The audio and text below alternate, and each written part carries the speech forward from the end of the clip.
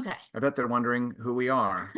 And so How to find us. I am going to, oh yeah, there, I mean, yeah, that's our names and our logo and all of our information. We'll show that again later. Yeah, yeah. Let's move on All right. to this. Friends, I am Matthew Swanson. I am a children's book illustrator. As I tell the children, You're an author, Matthew. oh, Oh I my God. see, I'm not You've already prepared. messed up. But the reason I'm sitting at my computer wiggling my fingers is that I write books for a living. And as I always tell the children, friends, all of the books I write are illustrated, which means I'm helpless. I'm hopeless without my compatriot here.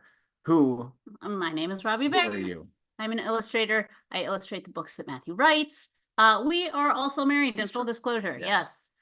So, And as we tell the children, yes, you do not have, if you grow up to be an author and illustrator, do not feel obligated to marry the person that you're working with. All right. It's not even a very good idea. No, All right. I wouldn't even recommend. Robbi and I have been making books together for the past 20 years or so. Yes, we spent about a decade self-publishing these extremely strange picture books for children and adults. They're very weird. Followed by 10 years making some not nearly as strange children's books with Random House and Macmillan. We have also created 4 of these, which required a very different creative process that we cannot discuss at this respectable conference. See. All right. Yes. So as children's book creators, we get lots of invitations to do author illustrator visits at elementary schools. We love doing them. We love using our books as a way to connect with kids and create excitement about reading and creativity. It is the absolute best. Yes, but hosting an author or illustrator is expensive, and we noticed that we were only getting invited to private schools and to well-resourced public schools. Yeah, there was this huge group of kids we were not reaching, and they were the exact kids who could most benefit from an author visit. For example, at Garnett Elementary, the public school that I attended and where all of our kids have gone, 88% of the kids qualify for free or reduced lunch, right? Classrooms are crowded, there aren't enough aides, teachers have to buy school supplies with their own money. It's a loving community full of people working really hard with extremely limited resources. But understandably, bringing in an author is not the first priority. So we wanted to do something for the kids at Garnett. So we raised money to buy a book for every student and teacher. And then we spent a day giving free assemblies and visiting all the classrooms. The impact was really kind of amazing. Yeah, kids who had never picked up a book before were reading and writing stories and making comics together. There was this huge surge of excitement throughout the school. It was genuinely the best. It was the best. So we said to ourselves, this is amazing. We got to do this again. How are we going to find another school that could really use an author visit and some free books? It turns out, my friends, seems like a silly question now. We did not have to look very hard. As many of you on this call know well, 51% of all public school students in this country come from low-income families. Yeah, so in case you are not great at math, that is more than half. There are almost 47,000 schools where 40% or more of the students qualify for free or reduced lunch, which is what designates them as Title I schools. In our experience, many people have no idea when there's a Title I school right down the street from wherever we live, such as many people in Chestertown. Yes, so perhaps the most troubling statistic of all is one that Dr. Sarah cited at the very beginning. In the low-income areas, the ratio of children to books is 300 to 1. Which is just astonishing. It's shocking. There are millions of kids in this country who do not own a single book. So after doing this type of visit and giveaway a few times in our local school districts, we realized that we actually had 2 goals: to get books and programming to kids in high-need communities, and to increase awareness about this critical problem that really reaches every part of our country. So long story short, we spent about 5 years dreaming. We finally figured out that we wanted to pack up the kids and spend a year visiting one Title I school in each state, where we give assemblies and do an all-school book giveaway and do lots of storytelling along the way about our experiences. So we were excited about the idea, which we decided to call the Busload of Books Tour. But we knew we were going to need a lot of help to pull it off. So much help. Okay, so friends, this is our friend Brian. He is the one who had the genius idea not to get an RV, but instead to get an old school bus and turn it into a tiny rolling home for our family. So here is our extremely tiny kitchen. Robbi will lament It's so mad about this sink. It's too tiny. Put a nickel in Robbi. Our plates didn't even fit in the sink. This poor sink tried so hard to make her happy. All right, and here is the rooftop pop-up tent while all 4 of our children spent the year sleeping on one queen-size mattress. If there's anyone who deserves a round of applause for the success of the Busload of Books Tour, it is our children, and particularly our daughter Alden, who is a freshman, sleeping on the roof of a bus with her 4 little brothers. I mean, 3 little brothers. Oh, well, she had that dog as well. All right, yes. So we also spent the day with a bunch of kids from Garnett who helped me paint a book-themed mural all over the bus. It took longer than a day. They helped me for a day, and then I spent another month. Except Robbi said, I'm going to finish it by the end of the week. And every day I waited for Robbi to finish it for the next 3 weeks. Yeah, it took a long time. Hey, but you know what? Yeah. We love how it turned out. Okay. But that was just the start of the work. Indeed. This was a very expensive dream. Our goal was to give away 25,000 hardcover books. So we kind of put out a call to our followers, explained our idea, and friends, more than 1,500 people helped us raise the $150,000 we needed to buy and ship all those books, plus additional funds to renovate our bus and keep it rolling for 34,000 miles. There's a lot to all of those people, many of whom are on this call. So thank you. Yes. We partnered also with the wonderful literacy nonprofit First Book, which helped us identify the schools that we'd visit. They printed custom editions of our books, and they also, most importantly, shipped them to the schools in advance of our visit. The name of our tour was a total lie. There were not books on that bus. We had like 4 books on that bus. There was not room for humans. Yes. All right. So we partnered with the very wise, distinguished, good-looking people of the Education Department at Washington College to facilitate the first ever large-scale study of how author-illustrator visits impact elementary student attitudes about reading, writing, and drawing. Look at them, those lovely beaming people. They're the best. That's also Avery and Riley, the 2 students who worked with us for the first 2 years of this project. There's also Aaron and Michelle, who are the other members of the team. We love these people. We appreciate these people. All right, moving on. And they did a great job. So the results, as you have heard earlier tonight, are really exciting.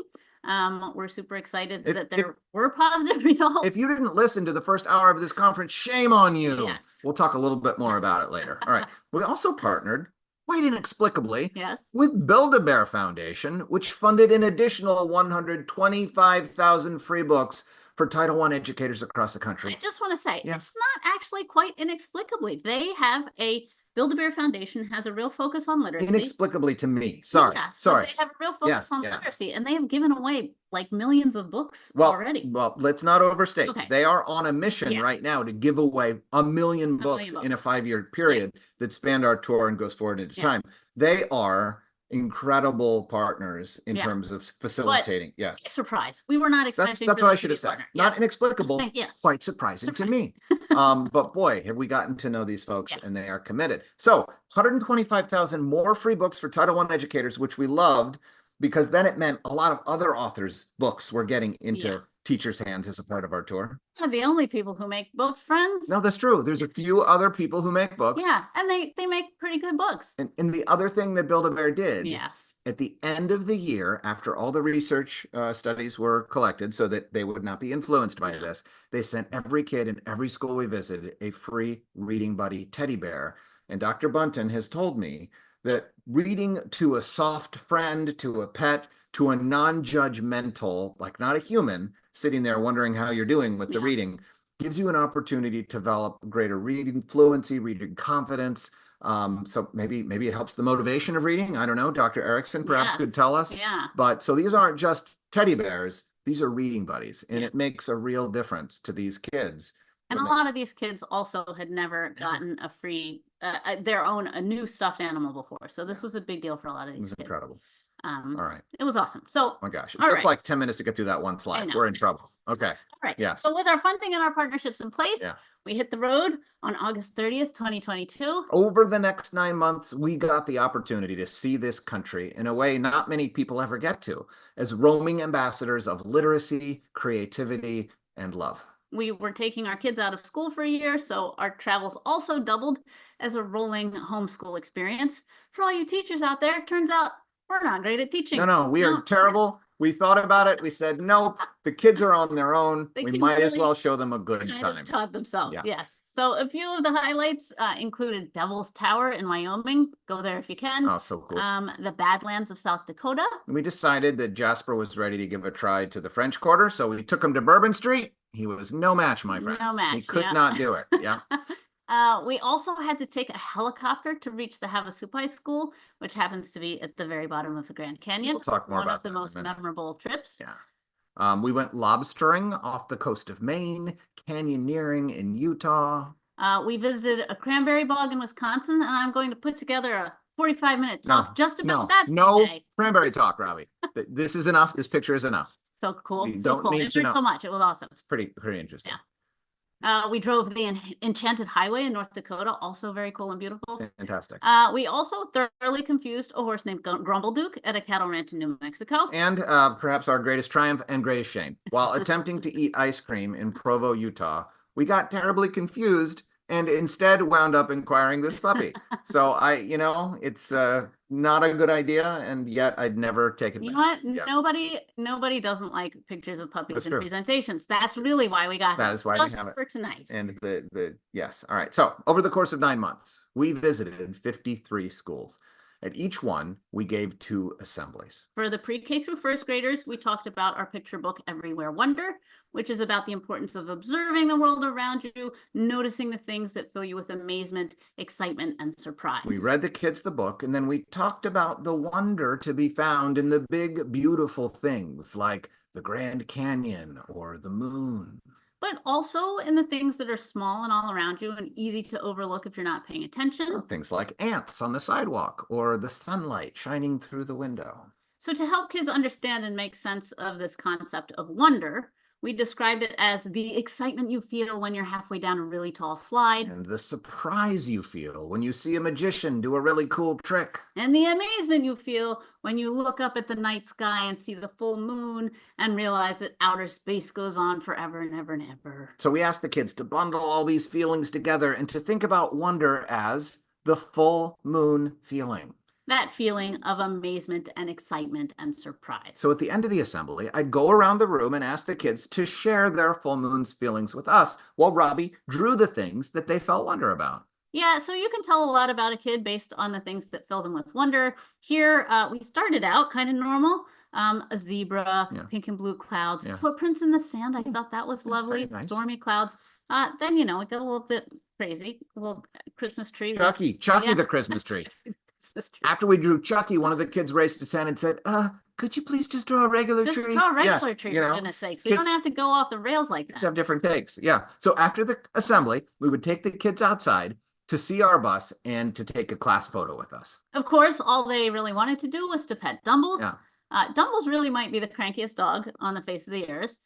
Kids don't care. No, they don't care. Not at all. They would get wild with excitement when they found out they would get to meet our grumpy dog. And friends, the enthusiasm was not reciprocated. My favorite. No. We have about 1,000 photos of Dumbles with this exact expression of disgust on his face. So after the assemblies, we'd have lunch with a small group of kids that we asked the school to pick for us. It really was. I just want to say also, we asked the schools not to pick their academic superstars. Yeah. We wanted the kids who maybe needed a little extra attention, maybe needed a little extra reason to get excited about something. So our teachers did a really great job of connecting us with great, awesome kids. So it was a really cool opportunity for us to really connect with these kids in a way that we couldn't in a larger group. So we asked each of the kids 3 questions. What's your favorite meal? What makes you happiest? And if you were in charge, what would you do to make life better for everyone? Their answers to that third question ranged from hilarious, like give everyone an emotional support snake. That was one of them. Yeah. To weird. I think this is the weirdest one. Yeah. Punch a robot and say no. I don't know if that's like an anti-AI message or what. Yeah, I don't know. Okay. Anyway, and some of them are really wrenching and heartbreaking. One of them said, I would like to pay everyone's hospital bills. And obviously, that comes from that child's experience. So a lot of interesting answers. So for the older kids, we did an assembly on our illustrated middle grade novel, Ben Yokoyama and the Cookie of Doom, which is the first book of our Cookie Chronicles series, in which a 3rd grader named Ben is constantly confused about the meaning of his fortune cookie fortunes. So we used the book as a way to talk about our creative process, and also to give the kids a crash course on story structure. We talked about the power of collaboration and the fun and usefulness of figurative language. And then the kids and I would apply what they'd learned about story structure by brainstorming the plot of a simple narrative. So they'd spit out ideas, and Robbi would try to keep up with the story as we built it. Yes, the whole process was kind of an exercise in creative empowerment. Yeah, when you give a group of kids permission to think outside the box, the things they come up with are so weird and incredibly wonderful. Yeah, this one was from our friends at Kapapa Elementary in Hawaii. It's about Macy. She's a cannibalistic, angry potato. Her best friend, Couch Potato. They're under constant threat from the Lay's guy who wants to turn them into Macy chips. There's like a protest outside. Somebody breaks in. It's very complicated. Yeah. The point of this exercise is to show kids how easy and fun it is to create a story. And even more important, that their lives are full of stories worth sharing with others. So in the wake of almost every visit, we'd hear reports from our host teachers about how, in addition to reading the books that we given them, the kids were making their own books and comics and drawings. They were talking about their full moon feelings and using them to tell stories. A lot of kids got started before we even left the building. So these 2 first graders from Wyoming rushed in to find us at the end of the day to show us the books they'd written after seeing our presentation. So the Havasupai School at the bottom of the Grand Canyon had been entirely closed during COVID. Our visit was the first outside programming these kids had received for over 2 years. Gosh, were they ready for our visit? Yeah, so this little girl was so excited to be making her book that she kept having ideas even as we were taking her picture. She was like, stop, I gotta keep going. It was clear that the central premise of the tour was working. Our visits were creating excitement about reading and writing and drawing. Kids were taking the time to notice the interesting and exciting and beautiful things in their lives, and we're using those observations to tell stories and using those stories to connect with others. Yeah, the kids were enjoying the books and the presentations, but it became increasingly clear as we traveled from school to school that the most important thing we were leaving behind in the communities we visited was a feeling. So many Title I schools are used to being overlooked. So when our big colorful school bus rolled up in front of their school, kids weren't just excited. They felt valued and respected. They knew that they'd been chosen for something special, and this mattered to them. In West Virginia, we thanked a kindergarten teacher for taking the time to work with her students to fill out the research surveys. And her response was, "Are you kidding? Thank you. No one ever asked these kids what they think about anything." And this goes back to Dr. Joy's comment about the, in those 5 pillars about that right to voice for children. We don't ask them what they think. And this teacher was actually grateful to be a part of the study because she said the kids were so excited to fill out their surveys. They were really into it. And I sort of was like, oh my gosh, filling out surveys with a bunch of kindergartners sounds like my worst nightmare, like trying to organize that. No, it was. And she was like, no, it was so great. They were so excited. Yeah. So the most consistent piece of feedback that we got, and we got it over and over again, in almost exactly the same words each time, was thank you for loving our kids. Thank you for listening to them. Thank you for making them feel seen. Thank you for making them feel valued. Feeling valued is another kind of wonder, right? And it's a critical piece of becoming a storyteller. Yeah, if you feel valued, you feel like you matter. And if you feel like you matter, you feel like your story is worth telling. If you feel connected to the world in this way, you start to notice it more deeply. You start to see the possibilities. So the final event of each visit was our host teacher or librarian filling in their state on our mural map. Oh my gosh, these teachers loved getting to paint on our bus. There were a couple times where kids were like, "Can I do it?" And the teacher was like, "No, no, this is my moment, my one moment to shine." So while the structure of our visits was similar from school to school, each brought their own special magic. The hosts worked so hard to turn our visit into a special and memorable day for their students. So this is Tammy Dietrich, who is our host in Lincoln, Illinois. In addition to hosting us the night before our visit, yes, giving us Halloween costumes because it was Halloween Eve. Taking us around for Halloween. Taking us trick-or-treating, getting us cinnamon rolls for breakfast. So she pulled out all the stops when we arrived at school, including having us greeted by an Abraham Lincoln impersonator and having the cheer squad from the local high school march us into the school. And look at Dumbles, still not impressed. Still not impressed. Our host Deb in South Dakota asked local muralist Stan Sherwood to paint the spines of our books on pillars in the cafeteria. How cool was that? They're going to be there forever. That's awesome. The next pillar over was Diary of a Wimpy Kid. We were very impressed. Our Cape Canaveral kids rolled out the literal red carpet for us and had 6th grade paparazzi standing by to make Robbi feel famous as she strutted her stuff. The music teacher in Dallas-Fort Worth turned the words of Everywhere Wonder into a song that then the kids were taught on the marimba group was taught, and then the whole school sang along. And let me tell you, tears just pouring down my face. Yeah, it was beautiful. In Summit, Mississippi, our host Becky Neiman arranged for us to appear in the local Christmas parade. She brought lights to deck out our bus and fortune cookies for us to toss out the windows. It was a memorable night. That was so awesome. It was amazing. Our New Mexico host Nadia put us up for the night, cooked us dinner, and she also made a cake in the shape of our book. That's the first time she's made a cake like that. And I feel like she did an extraordinary job. And green chili enchiladas and red chili enchiladas and taco bar the next day at the school. Nadia, her love language is feeding the authors. Nadia, thank you. It's my love language too. In Olive, Oklahoma, our host teacher Barbara was also a volunteer firefighter. Other things. She wasn't busy enough to Title I teachers need extra jobs. So she invited us to visit the station to check out the equipment and uniforms. Her husband spent about 2 hours showing us around. It was awesome. Perhaps my favorite moment of the tour was when the pre-K through first graders in our West Virginia school sang "Take Me Home Country Roads" to us in unison. Let me tell you, I'd held it together for a little bit, but these kids singing with such pride about their home state, I was just pouring crying. And you can see all of the adults in this photo are like looking away. They can't look at me because I was just blubbering so. It was humiliating. Like, who brought that woman here? Tell her to get her act together. We're just singing a song. He didn't take any pictures of me during that. Yeah, it was a mess. So anyway, we were so warmly and creatively welcomed by our hosts. And what we found over and over in every single school we visited, in every state, were devoted, hardworking teachers showing up every single day, willing to go the extra mile for their students. Teachers coming to work with love and belief that their students deserve the very best. Teachers who felt joy and pride when they saw the spark light up in their students' eyes. I got to say this too. This is one of my favorite photos from the tour. There's Amber in the back. She's the teacher. She's our host teacher. And this little girl had always struggled in school a little bit. She was a little bit of a tough nut to crack. And she had such an awesome day. And look at Amber looking at her with so much love. It makes me cry every time. Oh my gosh, the best.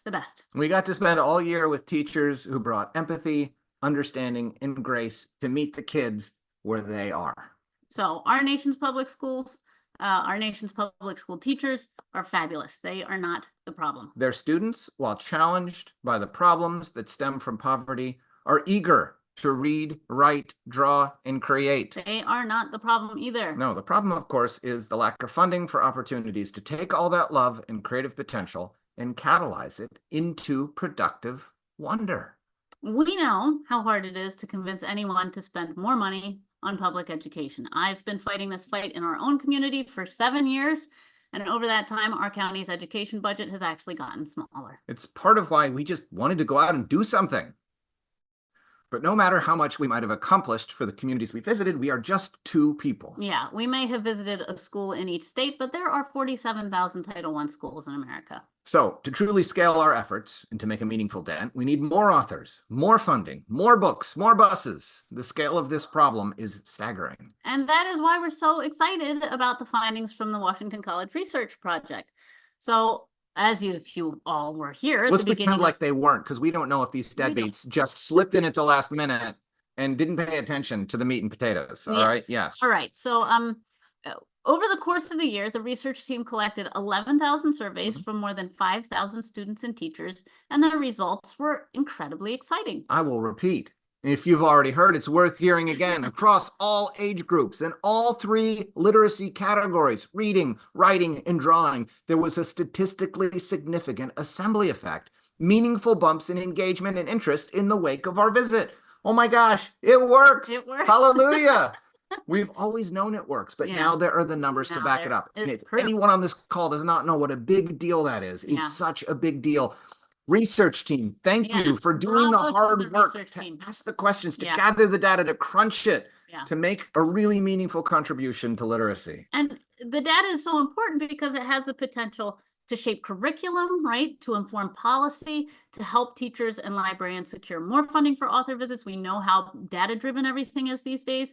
And also to change how people think about the impact of author visits. Yeah, it's really, really big deal. Really awesome. We are happy to report, as Dr. Garcia hinted, that the busload of books will roll on is rolling on, friends. Yeah. This fall, we launch phase 2, which will include this year 12 Title I visits, 6 in person with the bus, and 6 virtual visits across the country. So last week, we were on a week-long mini tour. We started in rural Ohio at Buckeye West Elementary School.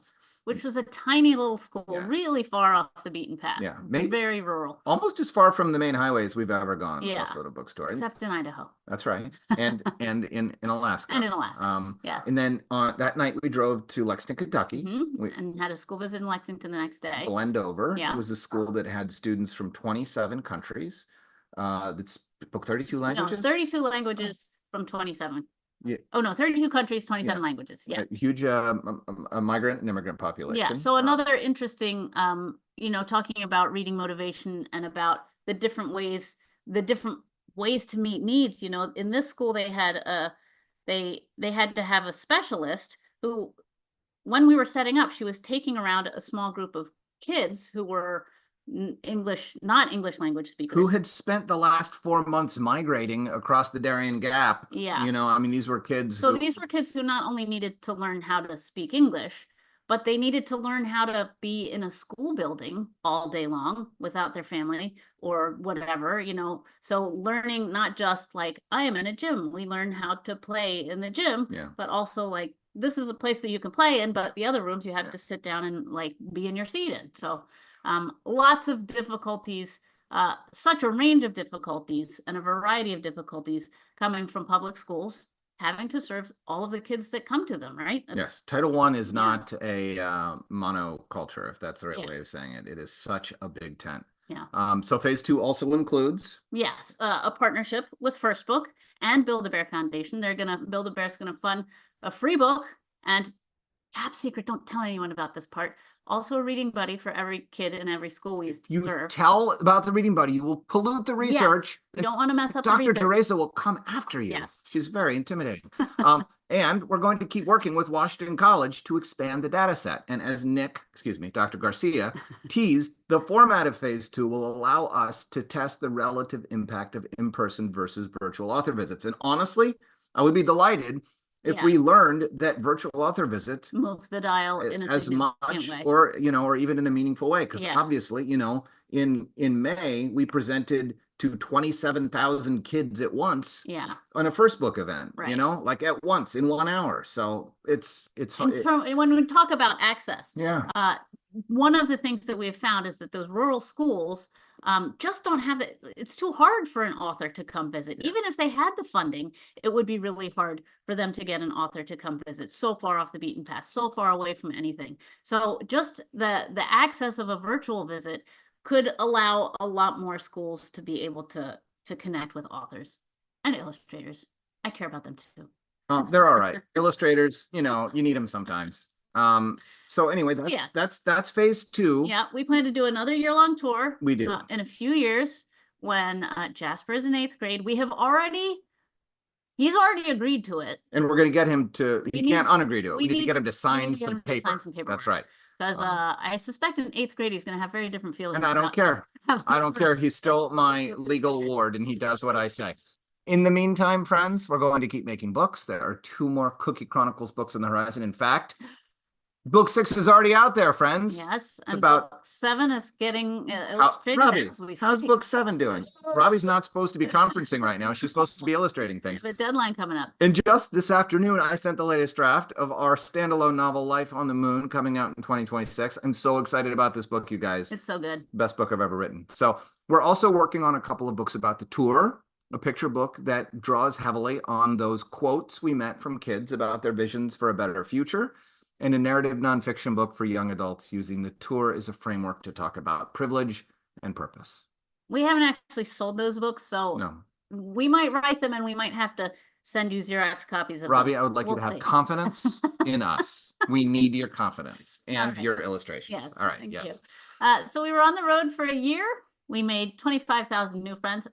That's a low number. That's I think true. we made more than that. That's we true. met 25,000 kids in school. Okay. All right. All right. Fine. And we took approximately 64,000 photos. Not approximately. I counted 64,000 photos. We also used 917 bathrooms, if I haven't said that already.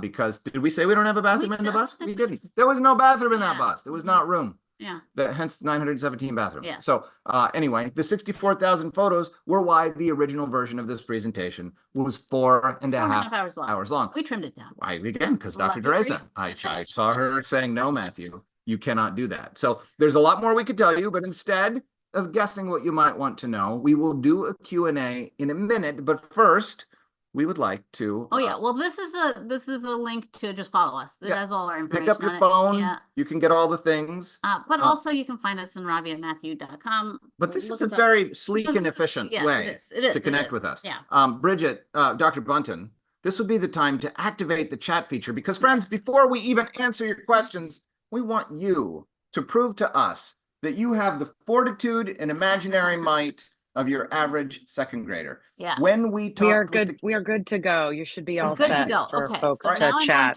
Yep. All right, friends, don't let me down here. Don't leave me hanging. I need you to contribute to us your full moon feelings. What fills you with amazement, excitement, and surprise? What fills you with wonder, my friends?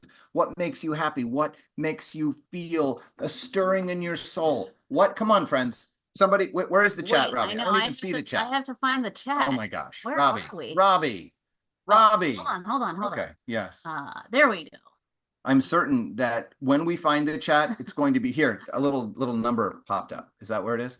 When we find the chat, that's Q&A. No, that's Q&A. Okay. Wait. When we find the chat, it's going to be chat. full of ideas. It's just our host and panelists. Wait, this is no.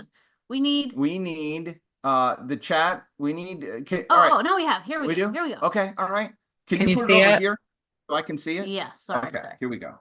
Or right here in the black area. All right. Now I just want to make sure you people who are watching don't see the chat, right? You still just see my blank screen. Can you see right here? Start scribbling on it. So we can see the chat.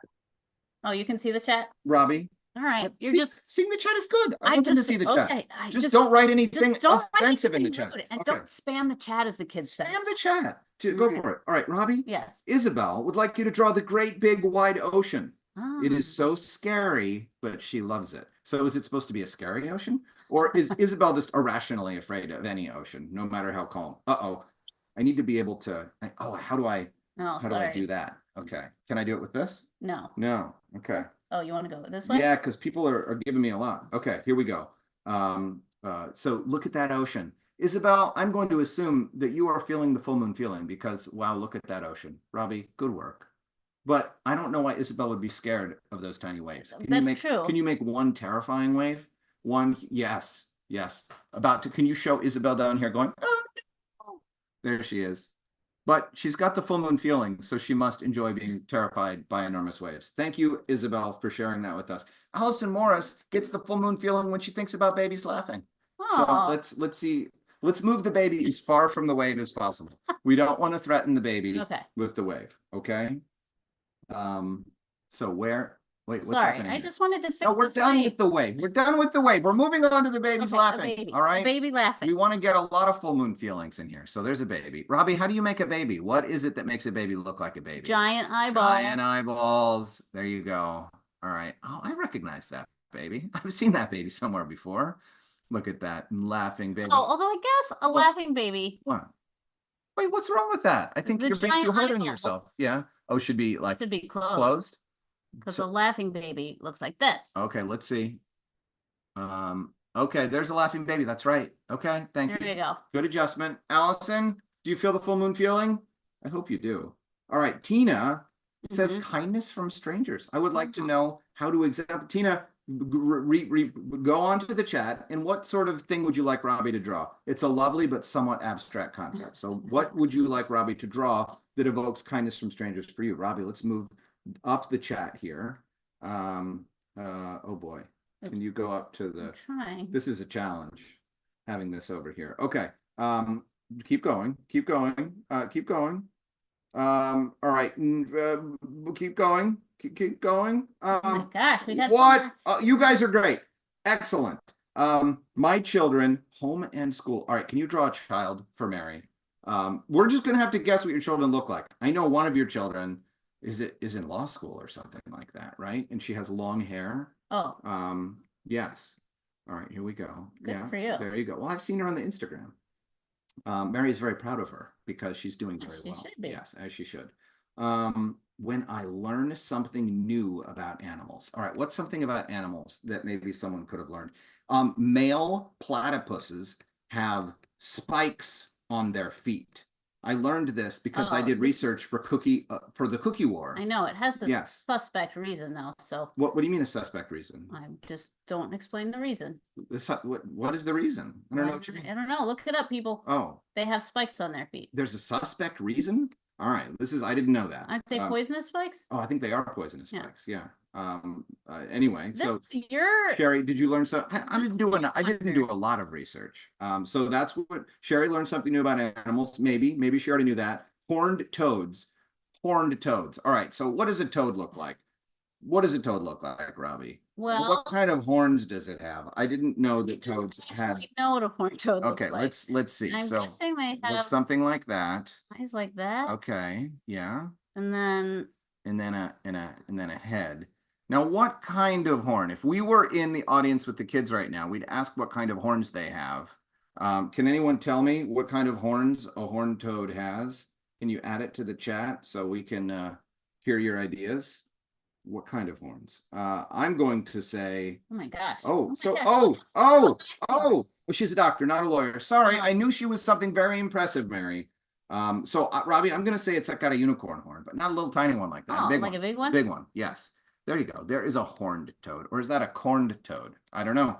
All right, we have the gentleness of graceful elephants, says Dana. Okay. Oh, nice. All right, so here, I need you guys to start helping me out. What does an elephant look like, friends? Does an elephant have a round head, a square head? What shape head is an elephant? Please put it into the chat. What shape head is an elephant? Well, I know that they have a long trunk. They have a long trunk, but what is a trunk?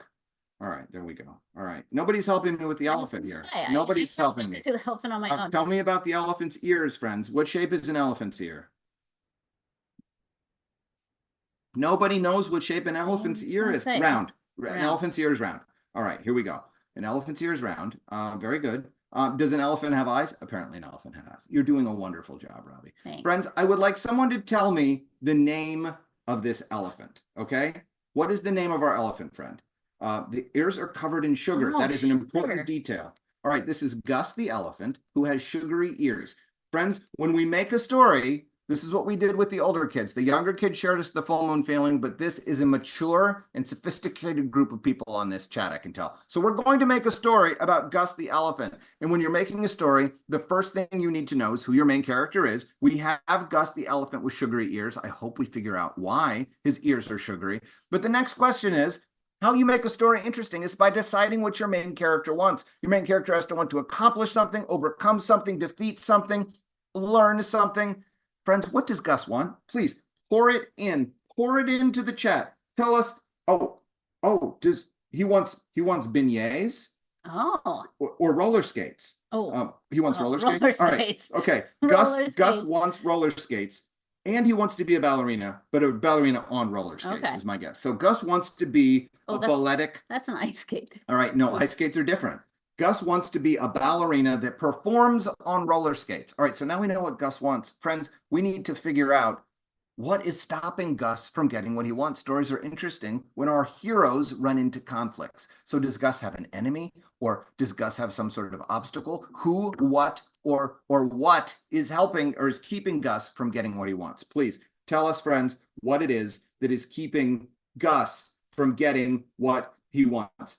Possibly Gus's ears are sugary because he eats so much sweet peanut butter, and that's why his ears are sugary. Oh, he can't balance. He has terrible balance, says Courtney. That's a good idea. So Gus, his enemy comes from within. He's got an addled inner ear, which is very sad. If anyone wants to tell us why Gus can't balance, it might help us understand his character and his psychological complexity more fully. He also, let's see, peanut butter also makes his feet sticky. I mean, Gus might suffer from a variety of ailments. So we know Gus, he's our sugary-eared elephant. He eats so much peanut butter that the sugar leaches out of his ears. Is that why he has trouble with balance? Because his ears are off balance? His inner ears and his outer ears are full of sugar. Maybe his inner ears are full of sugar as well. So, okay, friends. So we know who Gus is. We know what Gus wants to accomplish. The next question then, because we want a happy ending for our story, this is an assembly we want to add with joyful children, not sad and frustrated children. What do we do? What does Gus do to overcome his challenges, overcome his balance problem, and become a roller skate ballerina? Friends, this is the hardest part, solving the problem. This is how the authors earn the big bucks, friends. Practice. All right, we have practice. But I'm wondering if Gus has a challenge that overcomes practice, because I think he always had a firm and steady heart and willing to practice. Is there anything else that happens to someone help Gus? Is there any other intervention, celestial or otherwise, that helps Gus channel what he needs? Let's see what's happening down here. He asks for help. I love it. I think there's teachers in the audience here. Practice, ask for help. I know, these are all very sensible. These are sensible, virtuous approaches. All right. He encounters a horned toad who helps him get the sugar out. Yes, All right. All right. So a horned toad with that long horn. Raven, please tell us the name of your toad, or anybody else. Oh, I thought it was his long tongue. It was long tongue. Okay. The horned toad sticks his long tongue into Gus's sugary ear, which the horned toad enjoys, right? Because it's like sort of like having dessert. He cleans out that ear. Igor is the name of the horned toad, says Nadia. Thank you. And he cleans Gus's ear out, getting a sugary treat in response. Gus suddenly finds that he can hear again. However, Igor also provides some nutritional consultation and explains to Gus that he should eat less peanut butter if he wants to have a successful career, because Igor is not going to just spend the rest of his life cleaning out Gus's ears. He finds it frankly disgusting. He's willing to do it for his friend just one time. You're adding a lot to the story. Hey, you know what? I am, and that is my right. It is my purview. All right. The last thing we need, friends, what is the name of our story? We need a short, succinct, evocative title that tells us what the story is about and somehow taps the emotional interior. What is it that can get the stranger to want to read our book about Gus and Igor? Anybody have a title for this? Robbi, do you have a title for this? I don't have a title. Hold on. Get your tongue out of my ear, maybe something like that. Yes. I'm trying to draw a balancing. You're trying to draw. Okay. Balancing Gus. Oh, I love it. On a roller skate? Yes. Remember, he's got roller skates. He does need a roller skate. Igor sends Gus flying. Oh, a sweet Savannah roller derby. Oh, you guys are on it. We have a room full of authors. Igor sends Gus flying. Is all right. Friends, I love it. Give yourselves a round of applause. You all creators, you can make stories too. We give you this story as a gift. Your job now is to take this story, add your own depth and element, sort out the missing pieces, develop these characters. I mean, there's more in this title, Sweet Savannah Roller Derby, that needs to be explained. All right, yeah. Friends, seriously, give yourselves a round of applause. Bravo, that was awesome. We are now, so go ahead. I'm going to put in the chat.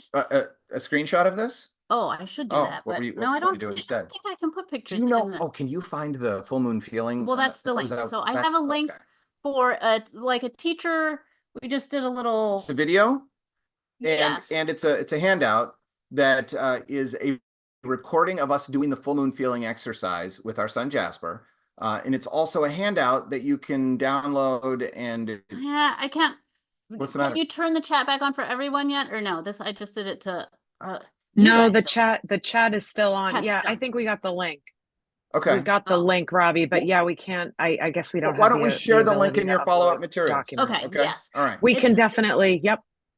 I think it's actually in our Instagram link tree somewhere too. Yeah. So, all right, friends, if you would like to ask questions now's about the tour, about how to clean out sweet and peanut buttery ears, I feel like we've covered that already, but we would like to answer any questions. If you have more questions for Dr. Erickson or for Dr. Bunton or Dr. Garcia or Dr. Teresa, this is the time. So what, if anything, can we tell you? Or are you ready to go to bed? If you were interested in saying hi to our children, they're not in this house. Where did they go? I don't know where they They went. might have gotten fed up finally. right. How much do we get back to West Virginia, Mary? We were just there. We did. We don't get there often, but every time we drive there, we send you a text. That's so true. We've never not gone. I don't think we've ever gone and not let you know, but we're always just far enough.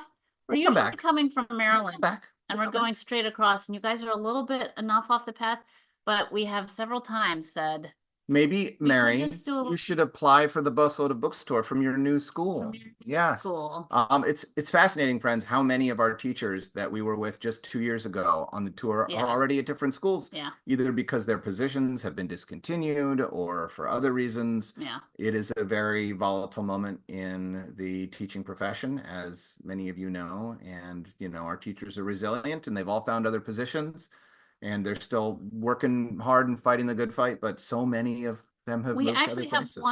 one teacher who was a Title I teacher Mhm. who moved to a different district. Her position was closed, and she moved to a different district that wasn't Title I, and then she decided she actually wanted to go back to Title I. So we love her, and she switched back to a Title I school, and she's much happier there. Yeah, that's So, right. Yeah. Yeah, so she's moved schools twice since Yeah. then. That's twice right. since a couple years ago. Yeah. Mary asked the good question. I mean, how much money is it to get you to come to my new school? This is our presentation about Title I free school visits, so we don't want to talk about that. You know, Mary. On our website, on our Robbi and Matthew website, there's information about how much we charge for regular school visits. Kind of expensive. Yeah, so you should apply for the Busload of Books Tour Yes. phase 2. We don't want you to have to or pay for that. leverage our good favor We love because you. we love you. And you took Yes. us to an all-you-can-eat buffet in West Virginia, which was perhaps the most Just have to go back the to most that. comforting meal I've ever Yeah. had. It was good. Also one of the most distressing aftermaths of any meal I've ever had.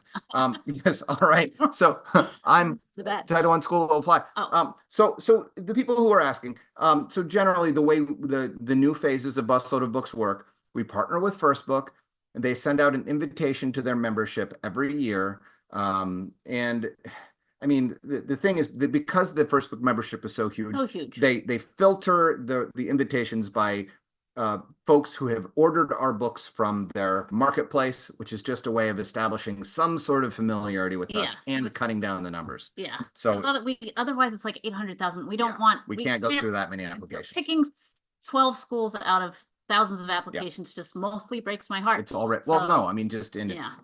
yes. Anyway, so we are going to continue serving 12 schools a year for the foreseeable future.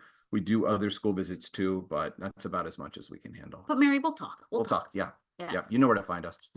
Any other questions? Did we answer Nick all the has questions? questions. Yes, Dr. Garcia. Just wanted to add on the subject of First Book. Yes, sir. fbmarketplace.org, not .com, fbmarketplace.org. That's where you can buy First Book books. And the book that Allison Morris recommended, Small Places Close to Home, A Children's Declaration of Rights, is $6.35 there. Nick, that is a very helpful suggestion. I want you to know you can sign up for membership in First Book for free at the marketplace.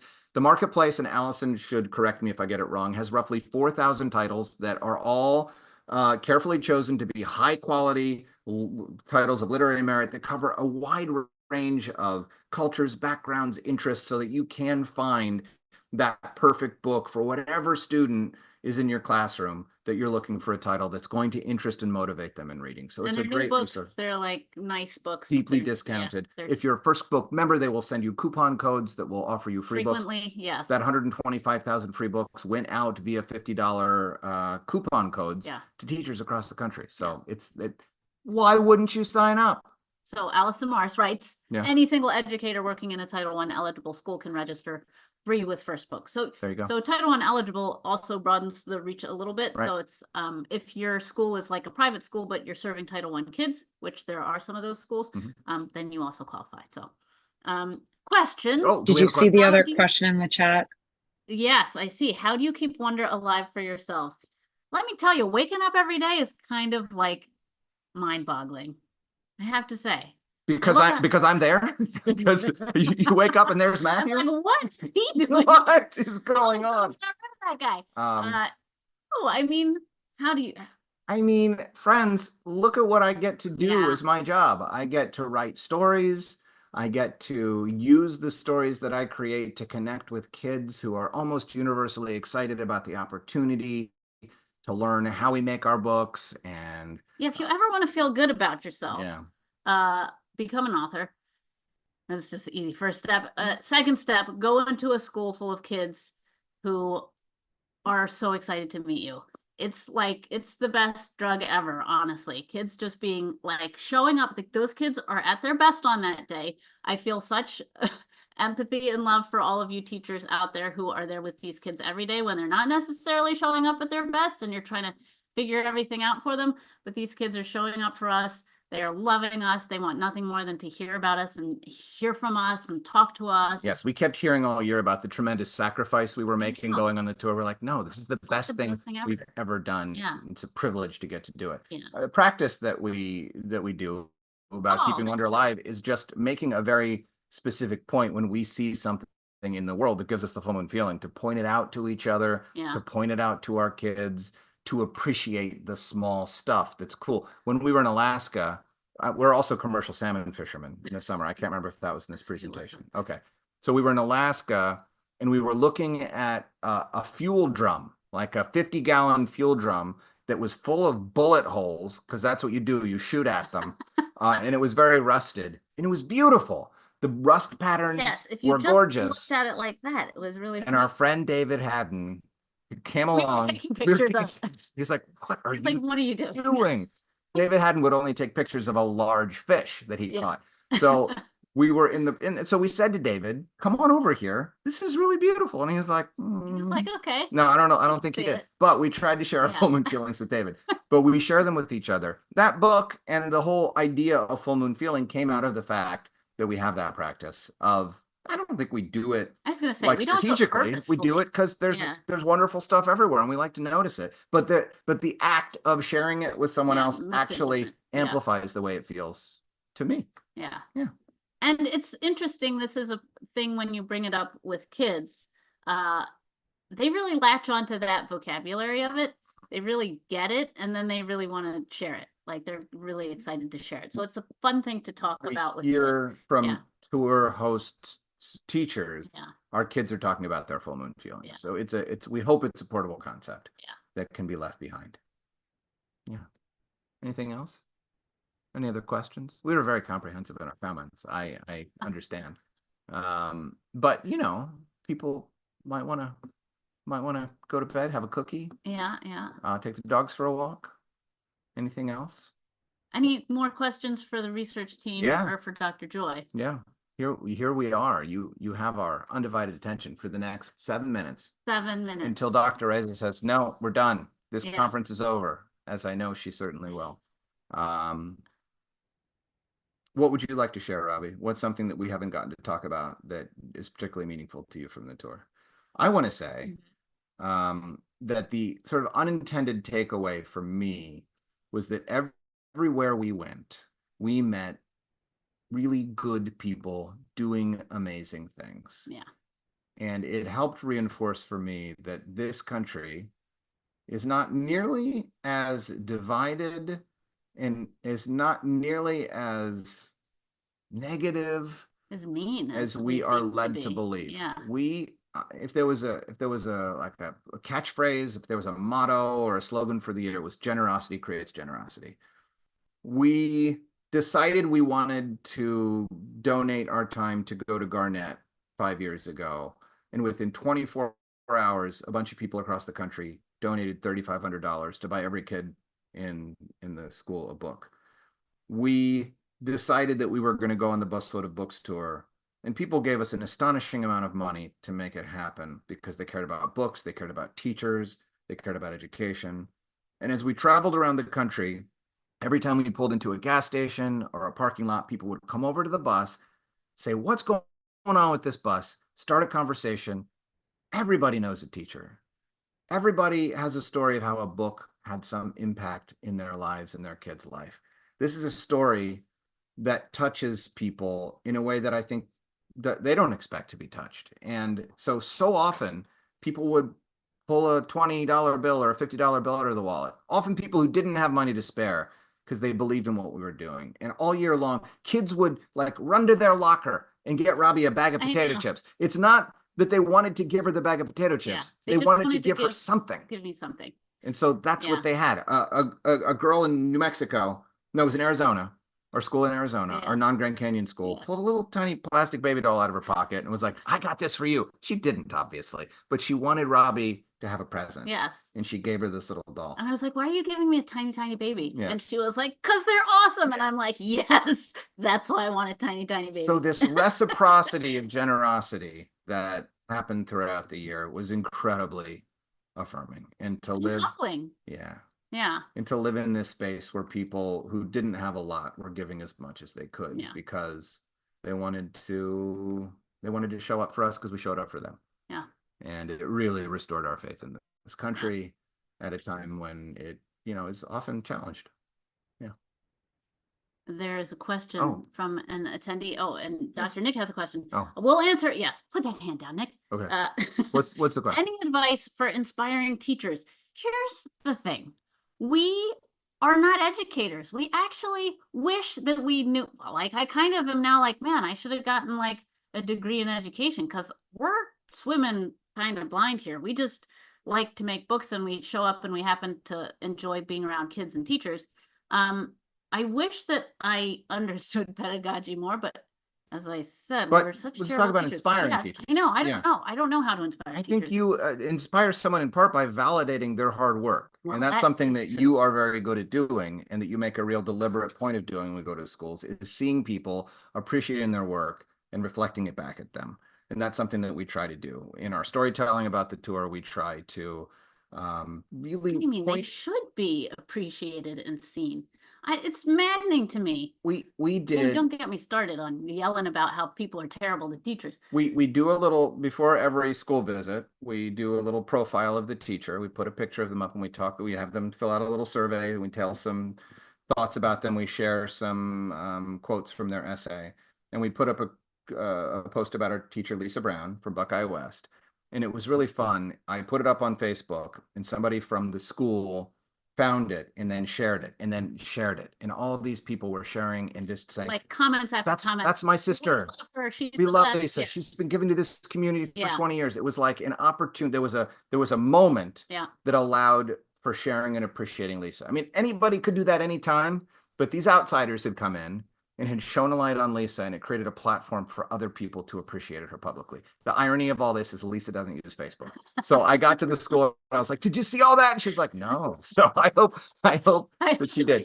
But there was some major loving on Lisa. Yeah. And boy, if we can help facilitate that, that's easy for us. And it's so essential to appreciate teachers. Yeah, I do think it's true. And even amongst yourselves, teachers, I think that just everybody's so busy and so underwater, and I get that there's not bandwidth for even just for saying, hey, that was a cool project that your kids worked on, or hey, that was really fun. Yeah, we go into the schools and like I'm taking videos of all of the stuff that the teachers hang on the walls, and they're so proud to show what their kids have done.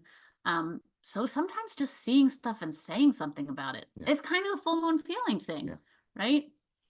Oh, Michelle points out in the chat, full moon feelings generate great vocabulary words too. All right. Interesting. There you go. Yeah. Again, unintended consequences. Yeah. Matthew's tired. I think this is getting close to my expiration date. 7:59. Well, good. Perfect. We filled that space very well. We did. To say. Yeah. Yes. No, I was just going to say, I wanted to say from the research team, thank you all for coming, for being a part of this project. I mean, the past few years has been a whirlwind with you. And in such wonderful, amazing ways. I was walking into my daughter's middle school for a meeting last week and someone saw my Busload of Books t-shirt and she says, hey, and I live in a different state than Robbi and Matthew, but still pretty close to the college, but it got us talking. And it really has. It's been wonderful. It's been great for our college students who are involved in the project. It's been great for our teaching interns and teaching students to see your work in the community. And great for other college students on campus in sociology, psychology, who are going to be using this data set. So awesome. There's a lot of great things that are still to come. So please stay tuned. We plan to send out a follow-up email with all of the links, all of the information from tonight, the access to the recording. So many folks emailed me about getting access to the recording. So we'll be sharing that as well. All right. Awesome. Thank you. Joy. And thank asked you, how to get- Joy. Thank you, Dr. Erickson, for being a part of this also. Thank you, friends. Thanks to everybody who took some time out of your night to spend with us. Yes. It's been a pleasure.